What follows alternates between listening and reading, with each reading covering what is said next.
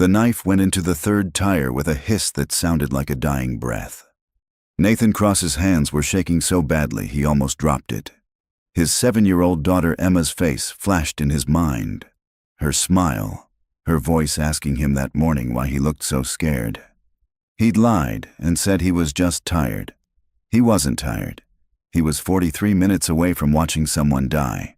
The security camera above Bay 7 blinked its red light. Nathan knew it was recording. He knew what this looked like. A janitor with a knife, destroying the CEO's car in the executive parking garage at dawn. They'd call it workplace rage, mental breakdown. They'd arrest him and Emma would be alone. But if he didn't do this, if he walked away and made the safe choice, Victoria Brennan would turn the key in her ignition in exactly 43 minutes, and the bomb strapped underneath her Mercedes would erase her from existence. Nathan had spent the last 30 minutes trying every other option. His phone was in his locker 4 floors up. The parking garage had no cell signal. The security office was on the opposite side of the building, and the bomber had chosen this morning specifically because it was the one day of the month when the head of security was in an off-site training. The emergency call boxes were hardwired to the main system. If Nathan used one, whoever planted the bomb would hear it on their scanner and detonate remotely. He knew this because he'd seen the device, really seen it. Not just glanced at it, but studied it during the 7 minutes he'd spent lying on his back under Victoria Brennan's car with a flashlight, his heart slamming against his ribs. Military grade. Remote detonation capability. Pressure-sensitive backup trigger. Whoever did this knew exactly what they were doing. The 4th tire resisted. Nathan had to saw at it twice before the blade bit through. The air rushed out with a sound like a scream. "Freeze!" Hands where I can see them. Nathan looked up. 2 security guards stood 15 feet away, weapons drawn. Behind them, the elevator doors were closing. Someone had called it in. He dropped the knife and raised his hands. His fingerprints were all over it. His uniform was covered in grease from crawling under the car. The evidence was perfect and completely damning. "I can explain," Nathan said, his voice barely steady. "There's a bomb. Save it." The first guard, Mitchell. Nathan had cleaned his office 100 times, grabbed Nathan's arm and wrenched it behind his back. "You're done." The second guard was already on his radio. "We've got him. Executive garage, Bay 7. Suspect in custody. Vehicle disabled. Ms. Brennan is en route. ETA 2 minutes. 2 minutes. Nathan's chest tightened. Victoria would arrive, see her destroyed car, see him in handcuffs, and she'd demand answers. They'd move her to a different vehicle. They'd get her to her meeting, and whoever planted that bomb would adapt, would try again, would succeed next time because Nathan had just burned the only warning he could give, unless he could make them listen, make them look under the car before they moved it, make them understand that this wasn't rage or revenge. This was the only choice that kept her alive. "Please," Nathan said as Mitchell forced him toward the security office. "Just look under the car. Please. Before anyone moves it." Mitchell's grip tightened. "You're going to prison, Cross. Whatever sob story you're planning, save it for the judge." The elevator dinged. Victoria Brennan stepped out, her heels clicking against concrete. She was 41, dark hair pulled back, wearing the charcoal suit she always wore for critical meetings. Her eyes went to her car first. 3 tires flat, rubber shredded across the garage floor. Then to Nathan, handcuffed between 2 guards. Her expression shifted from confusion to fury in less than a second. "What the hell is this?" Nathan met her eyes. This was his only chance. His only moment to say the thing that would make her pause, make her question, make her suspicious enough to check. "There's a bomb under your car," he said, his voice clear and steady despite everything. "Planted sometime between midnight and 5 a.m. Military grade, remote detonation, pressure-sensitive backup. I found it at 6:17 this morning. I had no phone, no way to call for help without alerting whoever's listening. So I slashed your tires. I had to stop you from getting in that car." Silence. Complete, ringing silence. Victoria stared at him. Mitchell and the other guard exchanged glances. Someone laughed, a short, disbelieving sound. "You expect us to believe?" Mitchell started. "Check the car," Nathan interrupted. His eyes never left Victoria's. "Right now, before anyone touches it. Get a bomb tech, get the police, but don't move that vehicle until someone's looked underneath it." Victoria's hand moved unconsciously to her neck, to the small pendant she always wore. Nathan had seen her touch it 100 times during late nights when she worked alone in her office and thought no one was watching. It had been her father's. The man who'd built this company from nothing and died 6 months ago, leaving Victoria everything, including enemies Nathan was only beginning to understand. "Why would anyone want to kill me?" she asked quietly. "Because of the merger," Nathan said. "Because someone doesn't want Hartwell Corporation and Brennan Industries to combine. Because your meeting this morning will finalize a deal that threatens someone powerful enough to plan an assassination and make it look like an accident." Victoria's eyes narrowed. She was thinking, calculating. Nathan could see the exact moment she decided to take the threat seriously, not because she trusted him, but because the alternative was worse. She turned to Mitchell. "Call the bomb squad, right now, and no one touches that car until they've cleared it." "Ma'am, this is obviously—" "Now, Mitchell." The guard hesitated, then pulled out his radio. Nathan's knees almost gave out. She'd listened. She'd actually listened. But the nightmare wasn't over. It was just beginning. Because in 90 seconds, the parking garage would be swarming with police and bomb techs and executives, and someone in this building, someone who knew Victoria's schedule, her routines, her security protocols, was watching, waiting, ready to detonate if their original plan failed. Nathan looked at Victoria again. "Whoever did this is still here. And they're listening." Victoria's face went pale. She understood immediately what he meant. Mitchell was already on the radio, calling for backup, for the bomb squad, for every protocol the company had. His voice echoed through the concrete structure. Each word was a broadcast to whoever was monitoring police frequencies. "Stop!" Victoria said sharply. "Mitchell, put that down." "Ma'am, if there really is a device, then whoever planted it is listening to every word you're saying right now." She turned to the second guard. "Davis, go upstairs. Use a landline in my office. Call the police directly. Tell them we need a bomb unit. Code silence protocol. Don't use the radio. Don't use your cell. Go!" Davis ran for the stairs. Victoria looked back at Nathan. "You said you saw the device. Describe it." Nathan's mouth was dry. Cylindrical housing, approximately 8 inches long, 3 inches diameter. Attached to the undercarriage with industrial magnets. Green and red wires visible through a clear panel. Digital timer, but it's not counting down. That means it's waiting for a trigger. Remote detonation antenna, maybe 6 inches, mounted on the left side, and a secondary mechanism attached to the brake line, pressure sensitive. If someone moves the car without disarming it, it goes off anyway. Victoria's breathing had changed, short, controlled. "How do you know what you're looking at?" "I was Army combat engineer, explosive ordnance disposal. I got out 4 years ago after a training accident, but I still remember the work." Mitchell's expression shifted. He hadn't known that. Nobody did. Nathan's employment file listed his military service, but not his specialty. He'd wanted to leave that life behind, become invisible, be nothing more than the man who emptied trash bins and mopped floors. "If you're lying," Mitchell started. "Then I just destroyed my life for nothing," Nathan said. "But I'm not lying. And if you don't let the bomb squad confirm it before anyone gets near that car, someone's going to die." The bomb squad arrived 23 minutes later.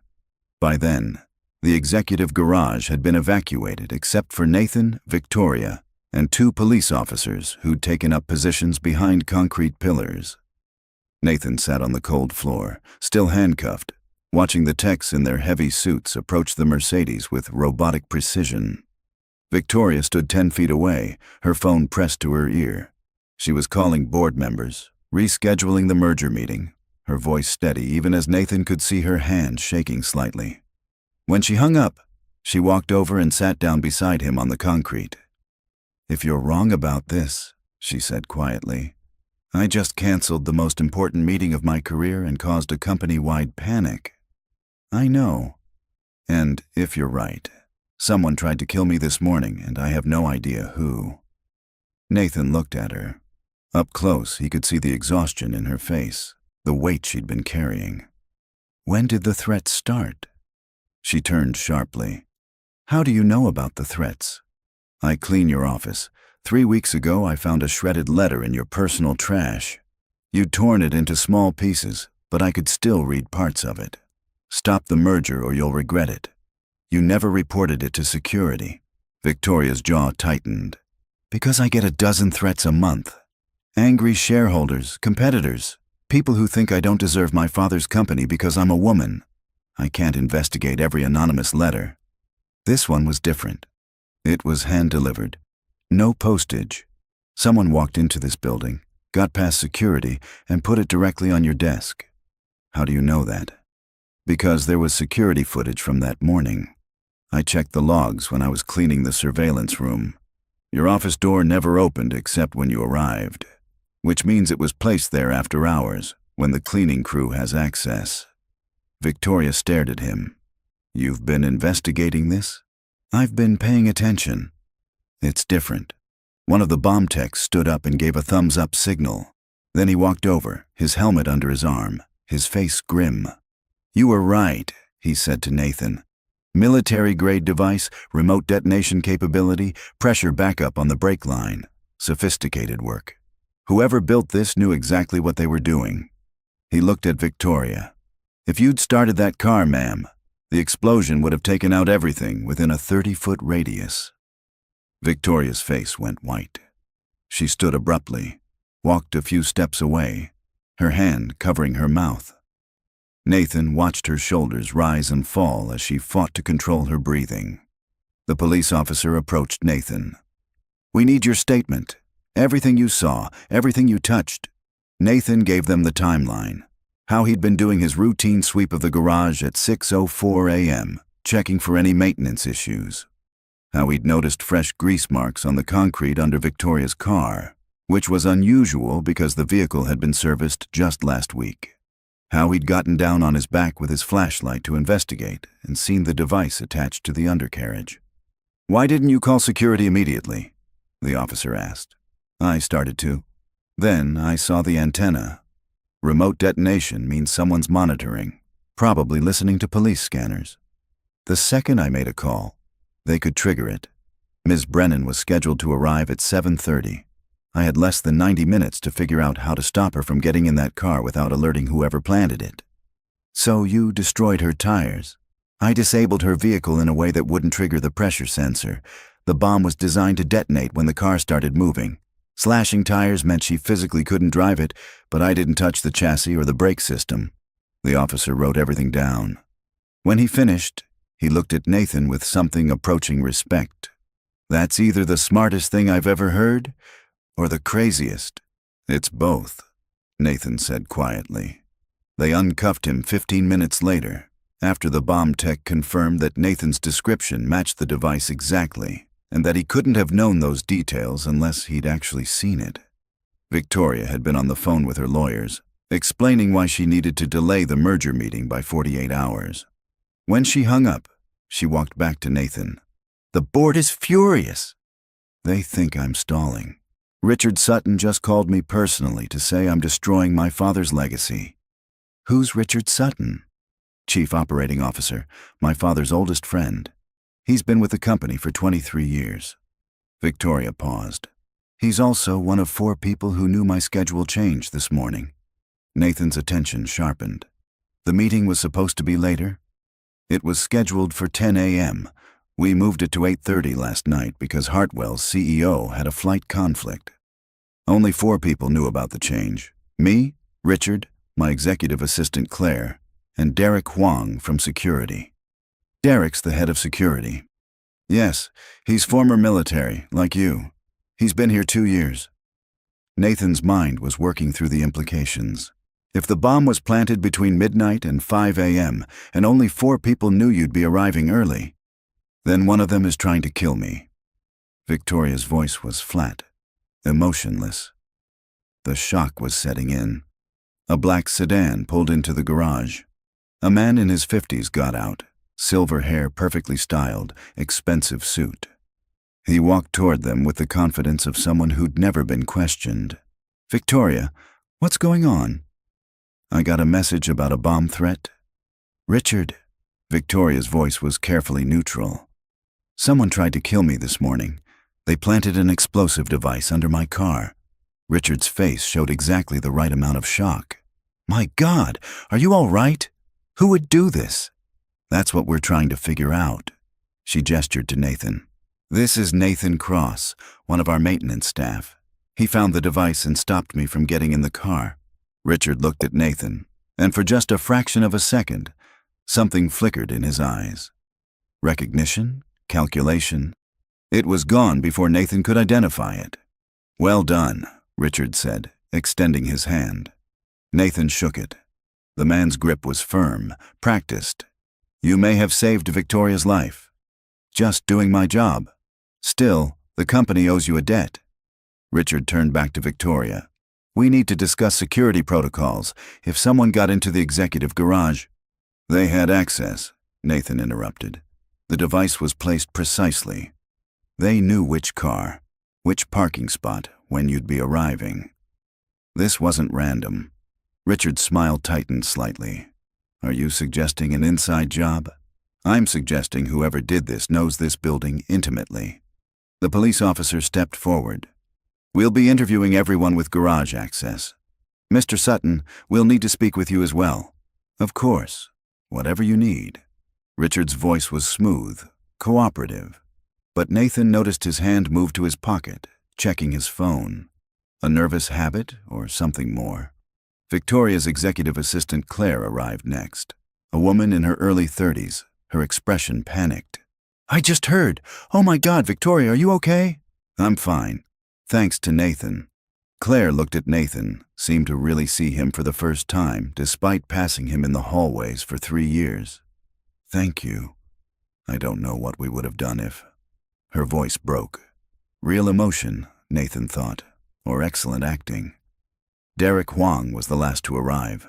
He came down the stairs instead of the elevator, moving quickly, his security badge bouncing against his chest. When he saw the bomb squad van and the police presence, his face hardened. "I leave for one morning training session and this happens." He looked at Victoria. "Ma'am, I'm so sorry. This is a massive security failure. It's not your fault, Derek." The device was sophisticated. Professional. Derek's eyes moved to Nathan, and Nathan saw something he recognized from his military days. Assessment. Derek was sizing him up, reading his posture, his awareness, trying to determine if Nathan was a threat or an asset. "You found it?" Derek asked. "Yes. Combat Engineer, EOD 3rd Infantry Division." Derek nodded slowly. "I was 2nd Ranger Battalion, deployed twice. You've got good instincts?" It should have felt like camaraderie, two veterans acknowledging each other, but something in Derek's tone felt off. Too casual, too friendly for a situation this serious. Nathan's phone buzzed in his pocket. Mrs. Chen, his elderly neighbor who watched Emma during his night shifts. He'd forgotten to check in. "Excuse me," he said to Victoria. "I need to make a call."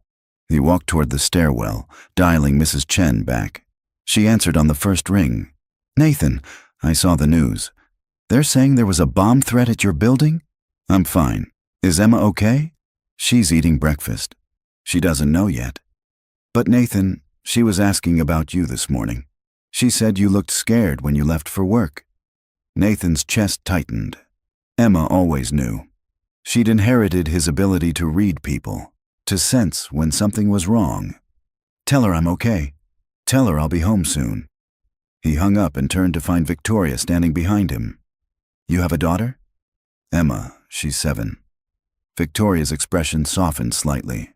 "You risked everything this morning. If you'd been wrong, if I hadn't listened, I couldn't let you die. Emma's already lost her mother. She doesn't need to watch her father go to prison for doing nothing. Her mother left 4 years ago. Walked out one morning and never came back. Emma was 3. She doesn't remember her. Victoria was quiet for a moment. Then she said, "My father died 6 months ago. Heart attack, they said. Sudden. No warning." She touched the pendant at her neck. "I've never believed it." Nathan understood immediately what she was implying. "You think someone killed him? I think my father was getting close to discovering something wrong in the company. Financial irregularities he'd been investigating quietly. And then he died, and I inherited everything, and the pressure to complete this merger started immediately." "Who pushed hardest for the merger?" "Richard. He said it was my father's final vision, that we had to honor his legacy." She paused. "But I found my father's private notes 3 weeks ago. He'd written that he was suspicious of the Hartwell deal, that the numbers didn't add up." Before Nathan could respond, Derek appeared at the top of the stairs. "Ms. Brennan, the police need you for another statement. They want to review security footage from the past week." Victoria nodded. She looked at Nathan. "Don't go anywhere. I need to talk to you when this is finished." She left with Derek. Nathan watched them go, his instincts screaming that something was wrong. The way Derek had interrupted exactly when Victoria was about to reveal more information. The way he'd positioned himself between her and Nathan. Nathan pulled out his own phone and opened the security app he'd installed months ago. As a maintenance worker, he had low-level access to building systems for repairs. Most people didn't know the app kept cached footage for 10 days. He scrolled back to 3 nights ago, to the executive garage, to the timestamp when Victoria's car would have been parked alone. The footage showed a figure in maintenance uniform approaching the Mercedes at 2:47 a.m. The person moved with purpose, dropped down, slid under the vehicle, emerged 16 minutes later carrying a small bag. Nathan zoomed in on the person's face as they walked past a camera. His blood went cold. It was Derek Huang. Nathan's mind raced through the implications. Derek was head of security, former military with explosive ordnance training. He had access to every part of the building, knew every protocol, could move through the facility at any hour without raising suspicion. And he'd been hired 2 years ago, just 18 months before Victoria's father died. Nathan scrolled further back in the cached footage. 7 days ago, the employee break room. He watched Derek enter at 11:47 p.m., walk directly to the bulletin board, and remove a single piece of paper. The drawing Emma had made during family day. A careful sketch of the parking garage layout with labeled parking spots, including Victoria's. Emma's innocent art had become a map for murder. Nathan copied both video files to his personal cloud storage, then called Victoria. She answered on the second ring, her voice tense. "Nathan, what is it? I need to meet you somewhere that isn't your office or your home. Somewhere no one would think to look for you." There was a pause while she thought. "There's a diner on Lexington and 42nd, the Bluebird. My father used to take me there when I was a child. Nobody from the company knows about it. 1 hour, come alone. And Victoria, don't tell anyone where you're going. Not Richard, not Claire, especially not Derek." "Why especially not Derek?" "Because I know who planted the bomb, and I have proof. The Bluebird Diner looked like it had been preserved from 1972 and never updated. Red vinyl booths, checkered floor, a counter with spinning stools. The kind of place where the coffee was terrible, but nobody cared, because that wasn't why you came. Victoria was already there, sitting in a corner booth with her back to the wall. She'd changed out of her business suit into jeans and a simple sweater. Without the armor of executive clothing, she looked younger and more vulnerable. Nathan slid into the seat across from her. A waitress appeared immediately, poured coffee neither of them had asked for, and disappeared again. "You look different," Victoria said. "So do you." "My father used to bring me here every Sunday morning, before the company got big, before he became someone everyone wanted something from. This was where we were just us." She wrapped her hands around the coffee mug. "I haven't been back since he died." Nathan pulled out his phone and opened the security footage. 7 days ago, your head of security removed a drawing from the employee break room. It was made by my daughter during a family day visit. It showed the parking garage layout with labeled parking spots. including yours." Victoria watched the footage, her face going pale. Derek took it. 3 nights ago, the same man was in the executive garage at 2:47 a.m. carrying an equipment bag. He was there for 19 minutes. When he left, the bag was noticeably lighter. Nathan swiped to the next video. That's military posture. That's someone who knows exactly what he's doing and isn't worried about being questioned.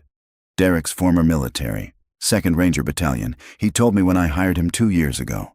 Victoria's voice was hollow. Richard recommended him. Said we needed professional security after some threats I'd been receiving. What kind of threats? Anonymous letters, emails from burner accounts. Nothing specific enough to investigate, but enough to make me nervous. Richard said Derek was the perfect person to handle it. She looked up at Nathan. Richard brought Derek into the company. They've been working together for 2 years. When did your father die? 6 months ago, 4 months after Derek was hired. The implications settled between them like a weight. Nathan said quietly, "What if Richard's been planning this for years? What if he brought Derek in specifically to handle problems that got in the way?" Victoria's hand moved to her pendant. "My father was investigating financial irregularities. Richard would have known. If my father was getting close to discovering something that could destroy Richard's career or put him in prison, then your father became a problem that needed to be handled. And 6 months later, when I started asking the same questions my father asked, I became the next problem." Victoria pulled out her own phone. Her hands were shaking slightly as she opened her email and scrolled back through months of correspondence. "Richard's been pushing the Hartwell merger since the day after my father's funeral. He said the deal was worth $4.2 billion and would secure the company's future. But my father's letter said the numbers didn't match what Richard was telling the board. What does that mean? It means someone's lying about how much money is actually involved, or where it's going." She found what she was looking for and turned the phone toward Nathan. "This is the merger agreement Richard presented to the board. It shows Hartwell Corporation acquiring Brennan Industries for $4.2 billion, with Richard staying on as COO under the new structure. What did your father's notes say?" "That the actual value Hartwell was offering was only $2.8 billion. That $1.4 billion was missing from the documentation. That he couldn't figure out where that money was supposed to go." Victoria's voice was tight. If Richard's been embezzling or setting up offshore accounts, the merger would bury the evidence. New ownership, new financial structure, everything gets reorganized and the old records become irrelevant. But if you died before the merger closed, Richard would take over as CEO. He'd control the narrative completely. And if I died in a car bombing, it would look like corporate terrorism or a random act of violence. No one would investigate Richard because he'd be the grieving family friend stepping up to save the company in crisis. Nathan thought about the device under her car, the sophisticated trigger system, the military-grade components. Derek Huang has the skills to build that bomb, and Richard has the motive to order it built. But we can't prove any of this. Security footage of Derek taking a drawing isn't evidence of attempted murder, and financial documents that might show embezzlement are all controlled by Richard. Then we need to make them show their hand. We need them to think you're still a threat, that you're close to exposing them. If they're desperate enough, they'll make a mistake." Victoria stared at him. "You want to use me as bait. I want to make them think you have evidence, that you're about to go public. We control the situation this time. We know who they are and what they're capable of. That gives us the advantage." Victoria was quiet for a long moment. Then she said, "My father spent his entire life building this company. He started with nothing and created something that mattered. And Richard, someone he trusted completely, has been stealing from him, potentially killed him, and tried to kill me to cover it up." Her voice hardened. "I'm not letting them win. Whatever it takes, I'm stopping this. Then we need to move fast. The board votes tomorrow morning on removing you as CEO. If Richard wins that vote, it's over. He'll have complete control and we'll have no way to investigate him. So what do we do?" Nathan pulled up another file on his phone. "We get the FBI to execute a warrant on Richard's personal communications and Derek's security access logs. But we need probable cause that goes beyond suspicion. How do we get that? We make Richard think you have evidence. We make him panic. And we record him trying to destroy that evidence or silence you. Victoria's expression was uncertain. That's incredibly dangerous. Yes, but it's the only way to prove what they've done before they can cover their tracks. Nathan paused. I can't force you to do this. If you want to walk away, let the board remove you and disappear somewhere safe. No, Victoria's voice was firm. They killed my father. They tried to kill me. I'm not running. Nathan nodded slowly. Then we do this tonight, before Richard knows we're coming. They spent the next 2 hours planning. Nathan called the FBI from a burner phone he kept for emergencies, a habit from his military days.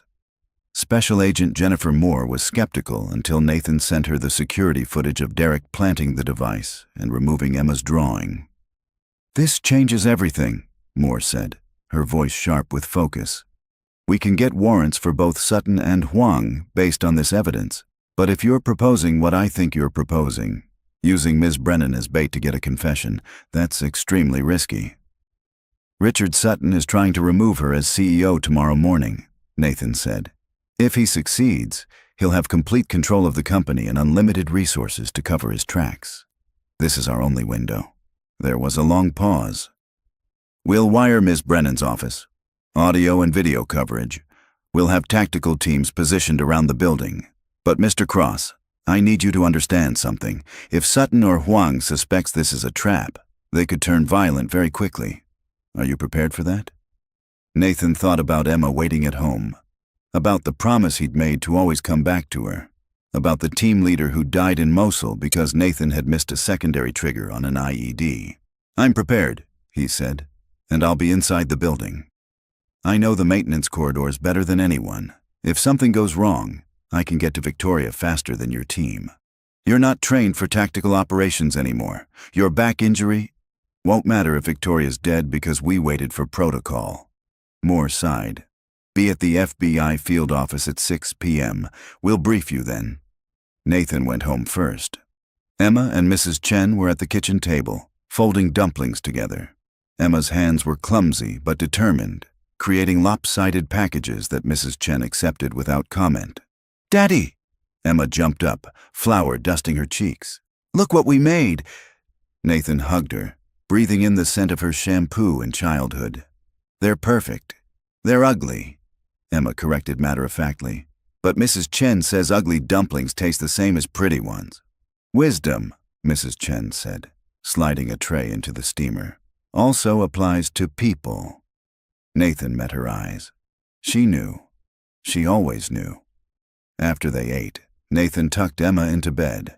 She held his hand tightly. You're going back there tonight, aren't you? To help the lady. Yes. Is it dangerous? Nathan thought about lying, about protecting her from the truth. But Emma deserved honesty. Yes, but I'll have help. The police will be there. Lots of people making sure everyone stays safe. Including you? Including me. Emma was quiet for a long moment. Then she said, Mommy left because she was scared. She told me once, before she went away, that the world was too scary and she couldn't be brave anymore. Nathan felt his chest tighten. Emma, but you're brave even when you're scared. I can tell you're scared right now, but you're still going. She looked at him with those two old eyes. That's the difference between you and Mommy. Nathan pulled her close. I'm going because it's right. Not because I'm brave. That's what brave means, Daddy. After Emma finally fell asleep, Nathan found Mrs. Chen in the living room, her hands wrapped around tea that had long gone cold. She understands more than you think, Mrs. Chen said quietly. I know. Her mother left scars. Every time you walk out that door, Emma wonders if you'll come back. Tonight will be harder for her than most nights. I have to do this. I know. Your father was the same way. He couldn't walk past someone who needed help. Mrs. Chen's eyes were distant with memory. He died helping strangers during the factory fire in Beijing. I was pregnant with you when it happened. He could have gotten out safely, but he went back for others. Nathan stared at her. You never told me how he died. You always said it was an accident. It was an accident that he was there at all. But once he was there, what happened next was choice. She looked at him steadily. You are very much your father's son. This is not a criticism. But Emma is also your daughter, and she has already lost one parent. Don't let her lose both because you can't walk away from danger. If I walk away, Victoria Brennan dies, and whoever killed her father gets away with murder. And if you die, Emma becomes an orphan. These are the calculations we make. Mrs. Chen stood slowly, her joints creaking. I will stay with her tonight. All night if necessary. Go do what you believe is right. But Nathan, come home. Your daughter's heart cannot survive losing you. At 6 p.m., Nathan arrived at the FBI field office. Agent Moore and 3 other agents were waiting in a conference room filled with monitors and communications equipment. Moore handed him a small device no bigger than a button. Audio transmitter. It goes under your collar. We'll hear everything you hear. One of the other agents pulled up a blueprint of Brennan Industries on the main screen. Maintenance corridors here, here, and here. You'll enter through the service entrance on the east side. Ms. Brennan will already be in her office. Richard Sutton is scheduled to arrive at 8. Our team will be positioned in unmarked vehicles around the building perimeter. What about Derek Huang? Nathan asked. We've been tracking his phone. He's currently at his apartment in Brooklyn. If he moves toward Brennan Industries, we'll know immediately. Moore looked at Nathan seriously. Your job is simple. Stay in the maintenance corridors. Listen, if we need you to intervene, we'll radio you directly. Do not engage Richard Sutton or Derek Huang unless Ms. Brennan's life is in immediate danger. Understood? Understood.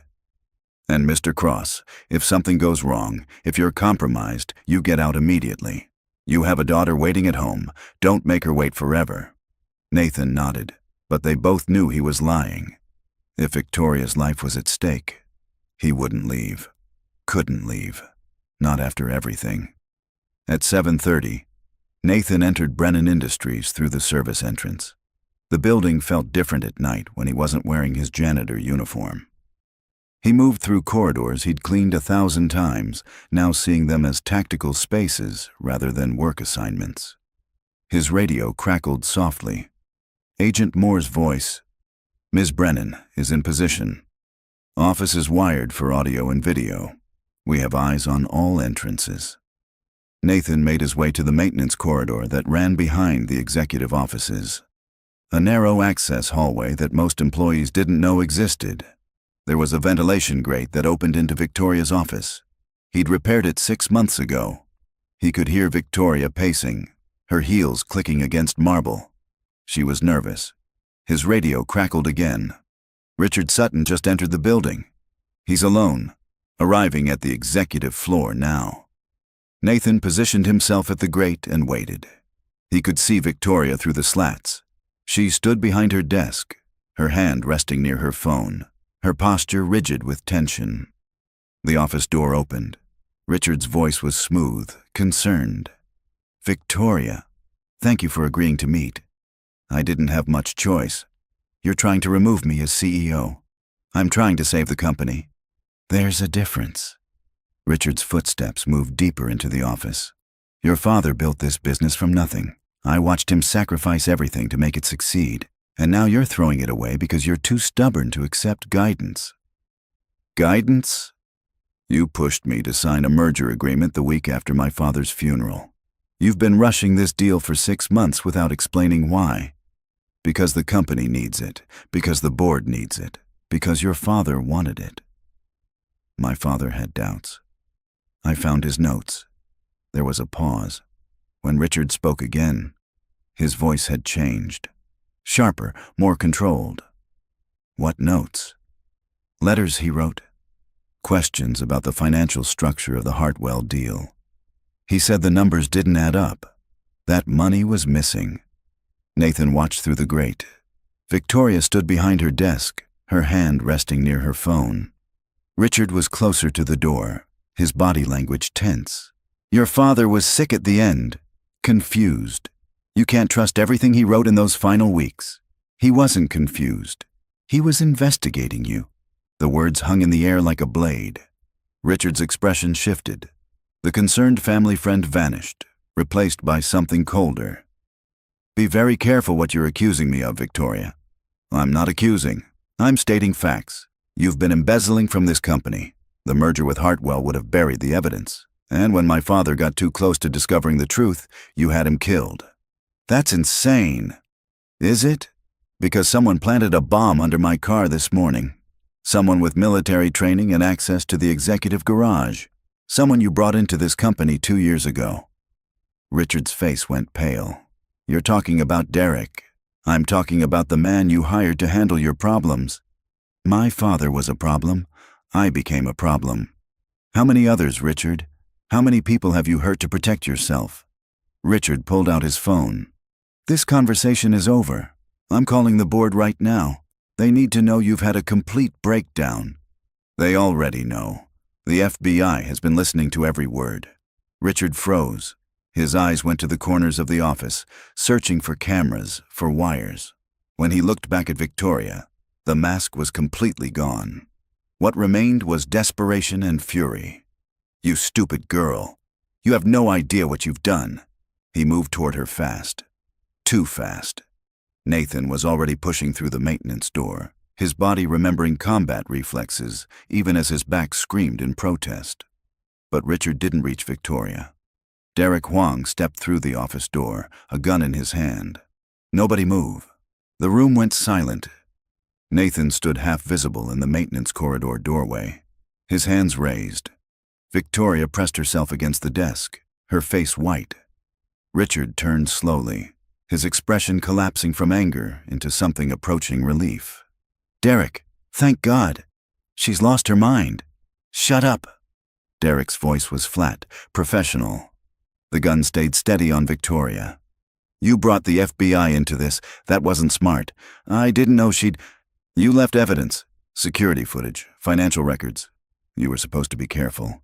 Derek's attention shifted to Nathan, and you. The janitor. You're the one who found the device this morning. Nathan met his eyes. Yes, that was good work. Professional. You almost had me convinced it was random luck until I checked your file. Combat engineer, EOD specialist. You knew exactly what you were looking at. Just like you knew exactly how to build it. Derek smiled slightly. It didn't reach his eyes. Richard promised this would be clean. One device, one target, one problem solved. But you complicated things. And now the FBI knows too much. Richard was backing toward the window. Derek, we need to leave. Right now. We can't do anything. You understand that, right? Derek's voice was almost gentle. The moment Victoria called the FBI, this was over. There's no walking away from attempted murder of a CEO. No amount of money makes that disappear. But you said... I said a lot of things to keep you paying me. You really thought I was doing this for $500,000? Derek laughed, a sound without humor. I've been recording every conversation we've had for 2 years. Every order you gave me. Every payment you made. I have enough evidence to bury you 10 times over. Richard's face went slack with betrayal. Why? Insurance. I'm former military, not stupid. If this ever went wrong, I needed leverage. Turns out I was right to prepare. Derek looked at Victoria.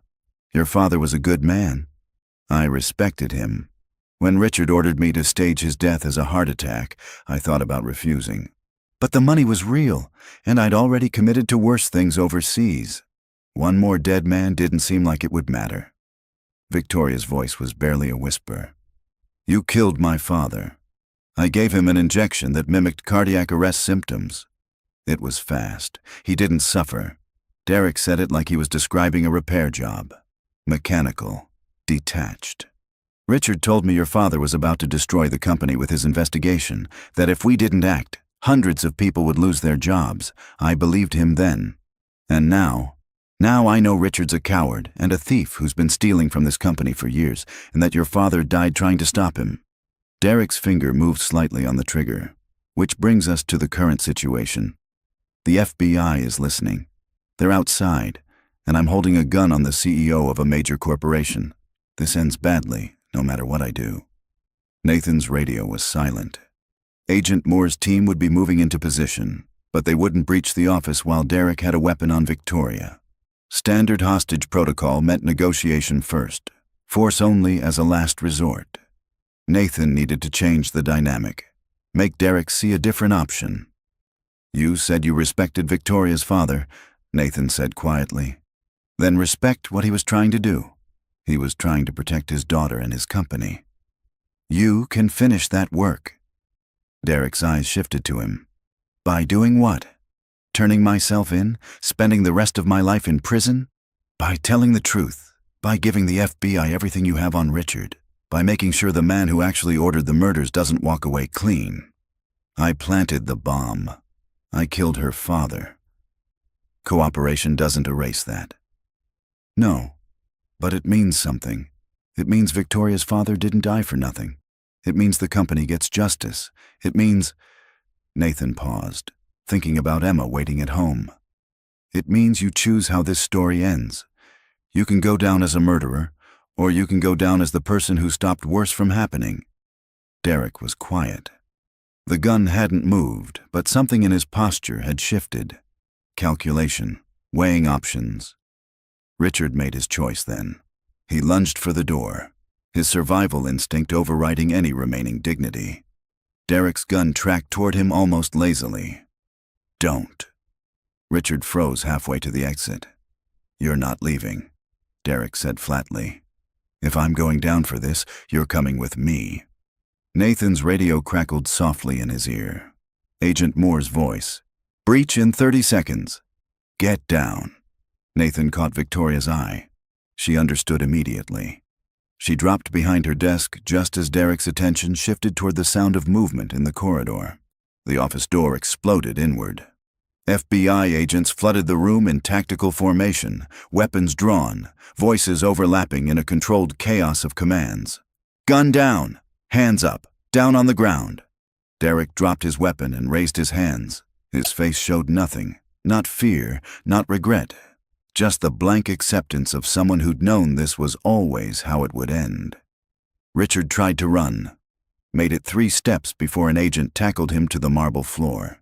His expensive suit tore, his carefully maintained dignity shattered into something small and desperate. Nathan pulled Victoria to her feet. She was shaking, her hand still gripping the edge of the desk like it was the only solid thing in a dissolving world. "It's over," Nathan said quietly. Victoria looked at Richard being handcuffed, at Derek surrounded by federal agents, at the office that had been her father's and was now a crime scene. Her hand moved to the pendant at her neck. "My father knew," she whispered. "He knew and he tried to stop it and they killed him anyway. But they didn't win. You made sure of that." Agent Moore approached them. "Ms. Brennan, we'll need your statement. Mr. Cross, yours as well. But first, medical needs to check you both." She paused, looking at Nathan. "Your daughter called the field office 15 minutes ago. She said you promised to come home and she wanted to make sure we knew you had to keep that promise." Nathan felt something break loose in his chest. Emma, calling the FBI to remind them her father had to survive. "I need to go home." Moore nodded.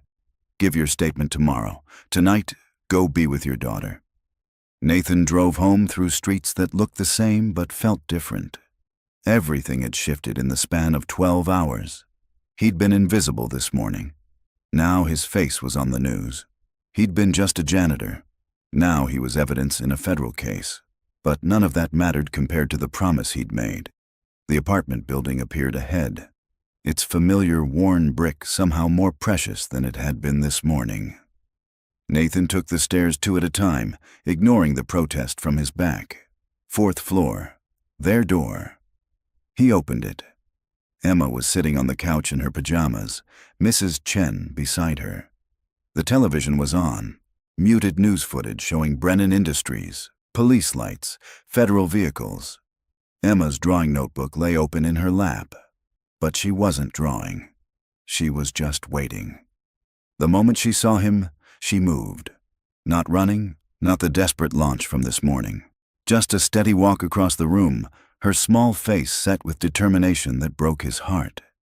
She wrapped her arms around his waist and pressed her face against him. "You kept your promise." Nathan knelt down so they were eye to eye. "I'll always keep that promise. The FBI lady said you helped catch bad people. She said you were very brave. I was very scared." Emma considered this. Mrs. Chen says brave and scared can be the same thing. Mrs. Chen stood slowly from the couch. "I'll go home now. Emma should sleep in her own bed tonight." She paused at the door, her weathered hand resting briefly on Nathan's shoulder. "Your father would be proud. Not because you were brave, because you came home." After she left, Nathan heated up leftover dumplings and sat with Emma at the kitchen table. She ate slowly, watching him like she was memorizing his face. "The lady on TV said you saved someone's life." "I helped. A lot of people helped." "Was she nice? The lady you saved?" Nathan thought about Victoria standing in her office, facing down the man who'd killed her father. About the strength it took to set a trap for murderers while grieving someone you'd lost. "Yes, she's very nice. And very strong. Like you. Like both of us." Emma finished her dumpling and pushed the plate away. "Daddy, can I ask you something?" "Always." "When Mommy left, you said she was scared of the world, that she couldn't be brave anymore." Emma's voice was careful, like she was handling something fragile. "Do you think she'll ever stop being scared?" Nathan felt the question settle in his chest. Emma rarely asked about her mother. The abandonment had carved a space inside her that she'd learned to protect. "I don't know, sweetheart. Some people's scared is bigger than other people's. Your mom's scared was so big it made her run away from the things she loved most. Even me? Even you. But that doesn't mean you weren't worth staying for. It means her scared was stronger than her love. And that's sad for her, because she's missing watching you grow into the most amazing person." Emma was quiet for a moment. Then she said, "I'm scared sometimes too. That you won't come home. That something will happen and I'll be alone. That's a normal scared. Everyone has that. But you come home anyway, even when you're scared. Because you're worth coming home to. Every single time." Emma nodded slowly, processing this. Then she picked up her drawing notebook and opened it to a fresh page. She drew for several minutes while Nathan watched. A simple sketch of their apartment building, with a figure standing in the window of their fourth-floor unit. "That's me," she said, pointing to the figure. "Waiting for you." Nathan looked at the drawing, at his daughter's understanding of their life distilled into pencil lines. The figure in the window wasn't sad or scared, just present, just waiting with certainty. "Can I keep this one?" he asked. Emma tore the page out carefully and handed it to him. "So you always remember to come home." Nathan tucked it into his wallet, next to the only photo he had of Emma as a toddler. 2 images of his daughter, past and present, both reminding him what mattered. They watched a cartoon together until Emma's eyes grew heavy. Nathan carried her to bed. She was getting too big for this, but she curled against him anyway, trusting gravity and his arms equally. "Daddy? Yeah. Tomorrow can we do normal things, like go to the park and get ice cream and not save anyone's life?" Nathan smiled against her hair. "That sounds perfect." The weekend passed in the gentle rhythm of normal things. Saturday morning, Nathan and Emma walked to the park 3 blocks from their apartment. The playground equipment was old, paint chipped and faded, but Emma didn't care. She'd been coming here since she was 3. Nathan pushed her on the swings, watching her hair lift with each arc. She laughed, a sound so pure it made his chest ache with gratitude. 12 hours ago, he'd been facing a man with a gun. Now he was doing this. The contrast felt almost impossible. "Higher, Daddy!" He pushed harder, and Emma soared. Afterward, they got ice cream from the truck that parked near the basketball courts every Saturday. Emma chose strawberry, the same flavor she always chose. Nathan got vanilla. They sat on a bench and ate in companionable silence. "Is everything going to be different now?" Emma asked suddenly. Nathan looked at her. "Some things will be different. I'll have a new job. Different hours, different responsibilities. But you'll still come home? Every single day. Emma nodded, accepting this with the seriousness she brought to important matters. The kids at school are going to know about you. Mrs. Chen said you're on the news. Does that bother you? She thought about it, licking melting ice cream from her fingers. I don't know yet. I'm not used to people knowing my daddy is special. I'm not special. I just did what needed to be done. Emma looked at him with those two knowing eyes. That's what makes you special, Daddy. You don't think you are. Monday morning, Nathan received a call from Victoria. The board wanted to meet with him Tuesday. Formal introduction, contract signing, security assessment briefing. Tuesday morning arrived with the weight of transition. Nathan woke early, unable to sleep past dawn, despite having no work shift. He made breakfast. Real breakfast, not the quick cereal Emma usually ate with Mrs. Chen. Pancakes from scratch. Emma emerged from her room, drawn by the smell of cooking. She stopped in the doorway, surprised. You're making pancakes? Seemed like a pancake kind of morning. They ate together at the table, syrup pooling golden on their plates. Emma kicked her feet beneath her chair. Are you nervous? She asked. About today? A little. Mrs. Chen says being nervous means you care about doing well. Mrs. Chen is very wise. Emma considered this while chewing. Then she said, I'm proud of you, Daddy. Even though I was scared, I'm still proud. Nathan felt something shift in his chest. The final piece of justification for every risk he'd taken. Emma was proud. That mattered more than commendations or new job titles or anything else. Thank you, sweetheart. That means everything to me. Nathan stood in front of his closet deciding what to wear to meet the board of directors. He didn't own a suit. His wardrobe consisted of janitor uniforms, jeans, and 2 button-down shirts he wore to parent-teacher conferences. He chose the better of the 2 shirts, light blue, slightly wrinkled despite his attempt at ironing, and his least faded jeans. Looking in the mirror, he saw someone caught between identities. Not quite the janitor anymore. Not yet the executive.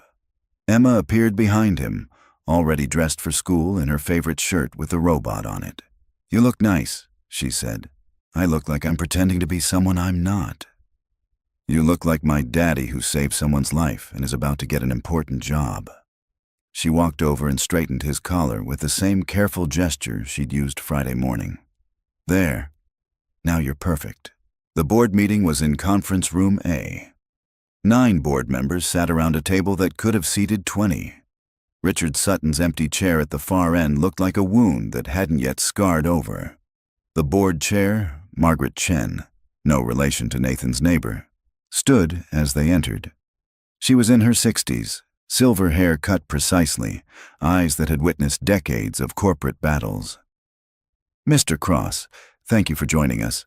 She gestured to a seat. Please sit. Nathan remained standing. Old military instinct. Never sit until you understand the room's dynamics. Margaret seemed to recognize this. A slight smile touched her lips. Before we begin the formal proceedings, I want to say something personal. She looked around the table at the other board members. We failed. Every person in this room failed to see what was happening in our own company.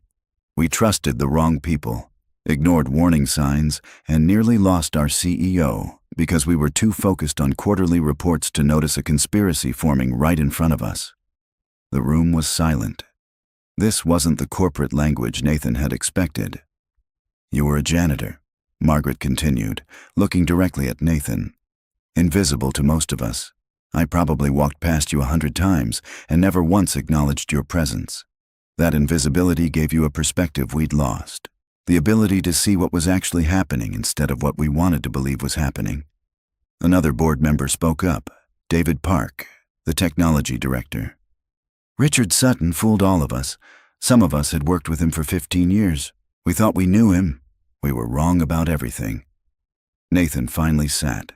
The vulnerability in the room felt genuine, uncomfortable, real.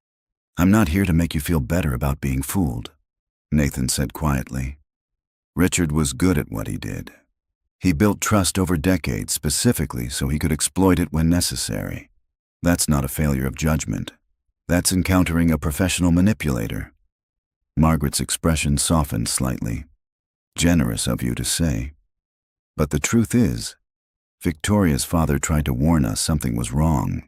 We dismissed his concerns as the paranoia of an aging CEO.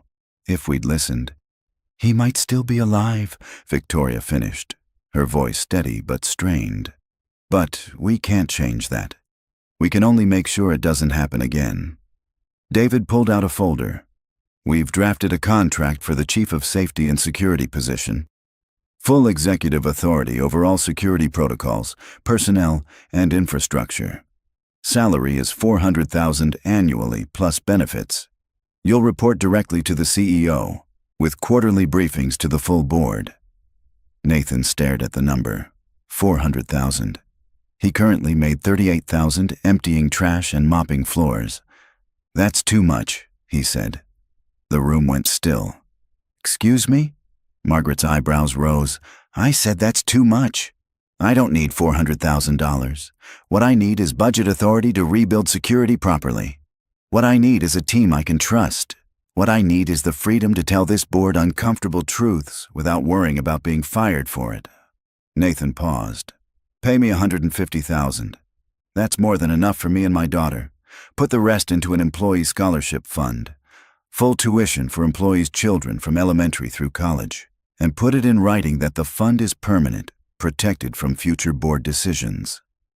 The board members exchanged glances. Victoria was watching him with an expression Nathan couldn't quite read. Margaret spoke first. Mr. Cross, that's not how executive compensation works. Then change how it works. You said you failed because you were too focused on quarterly reports to notice what mattered. Prove you meant that. Build something that helps the people who actually keep this company running. The maintenance workers, the administrative assistants, the security guards. The people everyone walks past without seeing. David was writing rapidly, making notes. A permanent protected fund. Full tuition coverage for employees' children from elementary through college. That's approximately $8 million annually based on current employee numbers. Can the company afford it? Nathan asked. Margaret looked at Victoria. Can we? Victoria's hand moved to her father's pendant.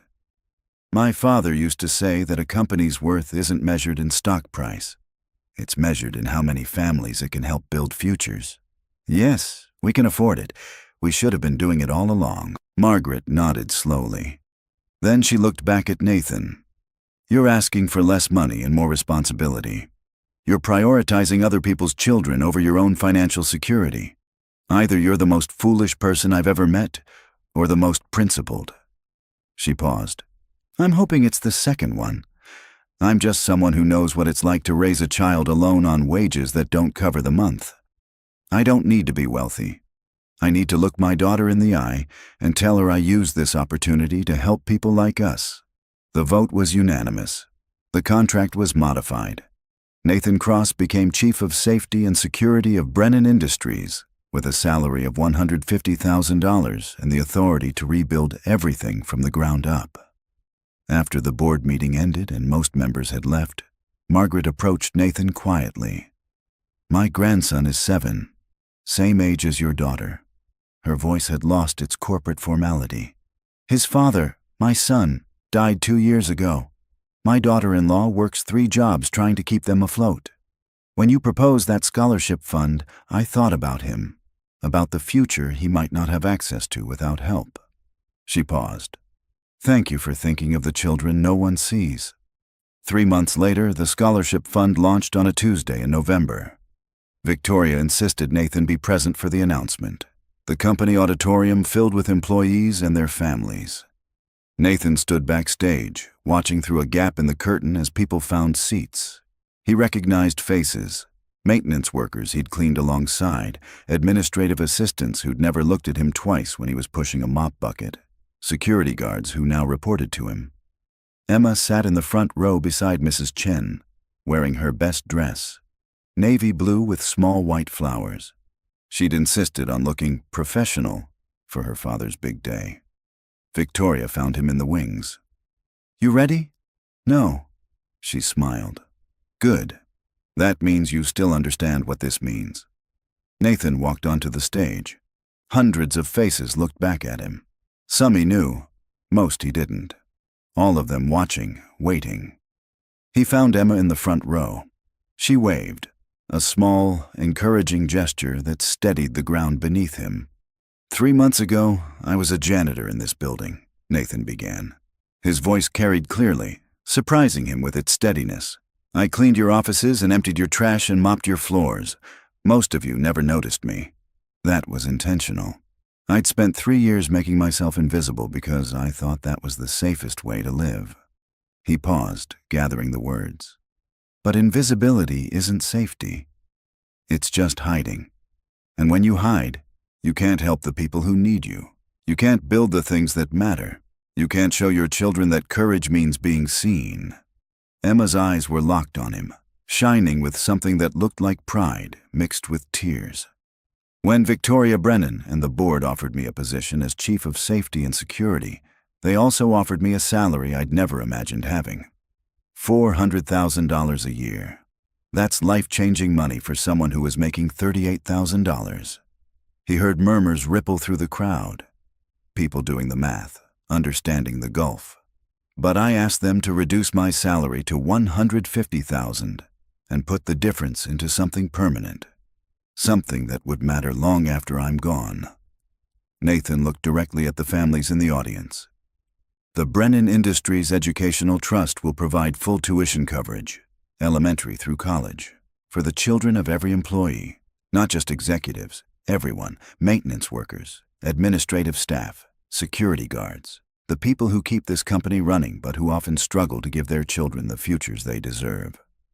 The silence was absolute. Then someone started clapping, then another.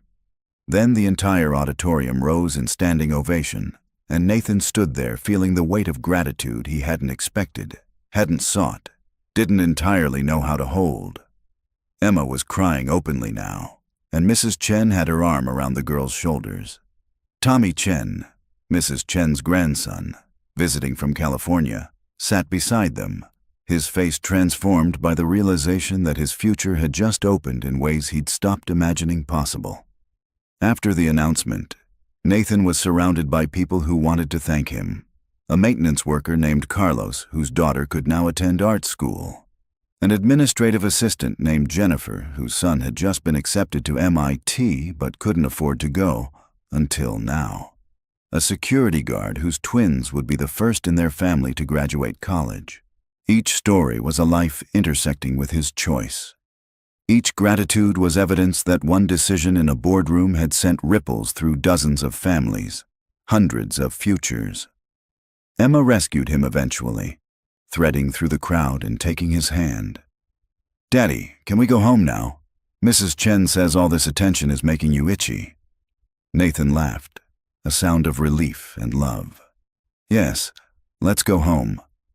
That evening, Nathan's phone rang. Margaret Chen, calling from her personal line. "Mr. Cross? I'm calling because I wanted to tell you something off the record. My grandson, the one I mentioned in our first meeting. His name is David. He's 7, same as Emma. His father, my son, died in a construction accident. OSHA violations, inadequate safety equipment, a company that cut corners because profit mattered more than lives." Nathan listened, understanding where this was going. "When you proposed the scholarship fund, I thought about David's future, about his mother working 3 jobs to keep them housed and fed, about how my son died building things for a company that didn't value his life enough to provide proper safety equipment." Margaret's voice grew thick. "You've given my grandson the future his father died trying to provide. I need you to know what that means, not as a board member, as a grandmother. I'm honored I could help," Nathan said, inadequate words for enormous meaning. "But that's not why I'm calling. I'm calling because I want you to know something about how this company is changing. Since you've taken over security, violations have dropped 83%. Safety incidents are down 71%. But more than that, people feel seen. The maintenance staff, the contractors, the people who used to be invisible. They know someone's paying attention now. Someone who understands what it means to work in the margins. I'm just doing the job. No. You're transforming how we think about the job. You're teaching us that safety isn't about compliance. It's about valuing the people who trust us with their labor and their lives. She paused. My son died because someone like you wasn't there to see what needed seeing. David will have a future because you chose to see everything. That's not just doing a job, Mr. Cross. That's redemption in action. After they hung up, Nathan sat in the quiet of his apartment, holding the weight of Margaret's words. Emma appeared in the doorway, already in her pajamas, the stuffed rabbit tucked under her arm. You okay, Daddy? You look sad. Nathan held out his arm and she came to him, curling into his side. Not sad. Just thinking about how one choice can change so many lives. Like when you saved Miss Brennan? Like that. But also like choosing to come home to you every day. Like choosing to be visible instead of hidden. Like choosing to help when it would have been easier to look away. Emma was quiet for a moment, her small fingers tracing patterns on his arm. Mrs. Chen says every choice is a seed. You don't always know what will grow from it, but you have to plant it anyway and trust that something good will come. Nathan kissed the top of her head. Mrs. Chen is very wise. She says she learned it from her husband, your grandfather, the one who died saving people in the fire. Nathan had never told Emma details about how his father died. But of course Mrs. Chen had. Of course she'd shared the story of a man who'd run toward danger when others ran away. Do you think that's in our family? Emma asked quietly. Running toward things instead of away? I think it's in everyone, Nathan said carefully. But some people learn to listen to that instinct and some people learn to ignore it. I spent 3 years ignoring it. Then one morning, I couldn't anymore. Because of the bomb. Because someone needed help and I was the only one who could provide it. In that moment, all the reasons to stay hidden seemed smaller than the reason to act. Emma nodded against his chest. Then she said, I'm glad you acted. Not just because of Miss Brennan. Because now I get to see you be the person you actually are, not the person you were pretending to be. The observation was so precise, so clear-eyed, that Nathan felt tears prick his eyes. His 7-year-old daughter had seen through 3 years of careful invisibility, had understood that he'd been hiding from himself as much as from the world. When did you get so wise? He managed. I've always been wise. You just started noticing. They sat together in the quiet evening, father and daughter, holding the space where courage and love and showing up all meant the same thing. Outside, the city moved through its evening rhythms. Inside, 2 people occupied the center of their small, sufficient world, planting seeds they'd never see fully grow, but trusting that something good would come. Nathan thought about Friday morning in a parking garage, about the knife and the tires and the impossible choice, about Victoria's face when she'd realized he was telling the truth, about Derek with a gun and Richard's desperate betrayal. How close it had all come to ending differently. But it hadn't. They'd survived. And in surviving, they'd built something better than what existed before. Nathan's phone buzzed. A text from an unknown number. Mr. Cross, this is Tommy Chen, Mrs. Chen's grandson. She told me what you did with the scholarship fund. I'm 17. I was planning to skip college because my mom can't afford it. Now I can go. I just wanted to say thank you. You changed my life. Nathan stared at the message. This boy he'd never met. This future he'd helped make possible. He typed back, Tommy, your grandmother is one of the wisest people I know. She taught me that showing up matters. Keep showing up. The world needs people like you. The response came quickly. Like you mean. The world needs people like you. Nathan set his phone down and walked to Emma's room one more time, watched his daughter sleep, counted each breath as evidence that he'd kept his promises. Tomorrow he'd put on a button-down shirt and go to an office with his name on it. He'd make decisions that affected hundreds of lives. He'd rebuild security systems and transform infrastructures and prove that invisible people saw things others missed. But tonight, he was just Emma's father. Just the man who showed up. Just someone who'd learned that love and courage looked the same when you stripped away everything else. He thought about his father dying in a Beijing factory fire, saving strangers. About Mrs. Chen carrying that legacy quietly, teaching her son to do the same. About how courage looked different than people thought. Sometimes it was running into burning buildings. Sometimes it was just getting up every morning and being present for the people who needed you. Nathan returned to the living room and looked at Emma's drawing taped to the refrigerator, the figure in the window, waiting. He looked at Tommy's message on his phone. 2 testimonies to the architecture of showing up. 2 reminders of what mattered. Outside, the city continued its endless motion. Inside, a father stood in a kitchen that smelled like dumplings in childhood, holding gratitude too large for words, feeling the weight of choices that had led here. Tomorrow would bring new challenges, new responsibilities, new ways of being visible. But tonight was for remembering that he'd come home, that Emma was safe, that promises had been kept, that showing up, even when it was hard, was always enough. The knife had gone into the tire with a hiss that sounded like a dying breath. But what had died that morning wasn't a person. It was the version of Nathan Cross who believed that invisibility meant safety. What had been born was something harder and more honest. A man who understood that being seen meant being vulnerable, but that vulnerability was the price of mattering. Nathan turned off the lights and stood at the window, looking out at the city where millions of people lived invisible lives, made invisible sacrifices, hoped invisible hopes. And he understood, finally, that the opposite of invisible wasn't famous or wealthy or powerful. The opposite of invisible was present. And he was here. He'd always be here. For Emma. For the people who depended on him. For the children whose futures he'd helped secure. For everyone who needed someone to see them, to show up, to choose courage over comfort. The city lights reflected in the window like scattered promises. Nathan touched Emma's drawing in his wallet, the figure waiting in the window, and smiled. Tomorrow he'd show up again, and the day after that, and the day after that, because that was what love looked like when you stripped away everything else, just showing up, every single day. And so, we place another story onto the shelf. Each one of these feels like a different little world we get to visit for a while, doesn't it? I have a question for you. If you were building a library of human experiences, what title would you give this story? The Art of Forgiveness? A Long Road Home? I'm genuinely curious what you'd label it. Drop your title in the comments. This library is something we are all building together.